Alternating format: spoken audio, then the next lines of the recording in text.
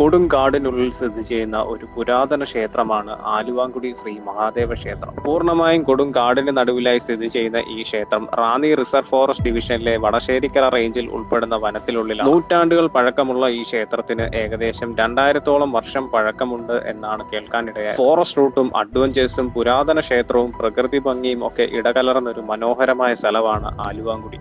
എല്ലാ മലയാള മാസം 1-ാം തീയതിയും ശിവരാത്രി നാളിലും മാത്രമാണ് ക്ഷേത്രത്തിലേക്ക് ഭക്തർക്കും സഞ്ചാരികൾക്കും വരാൻ സാധിക്കും. ഒരുപാട് ഐതിഹ്യങ്ങളും ഗോത്രാചാരങ്ങളും ഒക്കെ നിറഞ്ഞതാണ് ആലുവാങ്കുടി ക്ഷേത്രം. കോന്നിൽ നിന്നും ഏകദേശം 24 കിലോമീറ്റർ സഞ്ചരിച്ചാൽ തണ്ണിത്തോട് തേക്കുതോട് വഴി ആലുവാങ്കുടിയിൽ എത്താവുന്നതാണ്. കരുമാന്തോട് നിന്ന് ആരംഭിക്കുന്ന ഓഫ് റോഡ് അമ്പലത്തിന് മുൻപിൽ എത്തുമ്പോഴാണ് അവസാനിക്കുന്നത്. അതുകൊണ്ട് തന്നെ കൂടുതൽ പേരും ജീപ്പാണ് തിരഞ്ഞെടുക്കുക. ഉൾവനത്തിലൂടെയുള്ള യാത്ര കുറച്ചധികം ദുർഘടം പിടിച്ചതാണ്. 2 വീലറിൽ വരുന്നവർ ശരിക്കും ശ്രദ്ധയോടെ വേണം സഞ്ചരിക്കാൻ. കടന്നു പോകുന്ന വഴികളിലായി അപൂർവമായി മാത്രം കണ്ടുവരുന്ന വന്യമൃഗങ്ങളെയും പക്ഷികളെയും ഉരകങ്ങളെയും എല്ലാം നമുക്ക് കാണാൻ സാധിക്കുന്നതാണ്.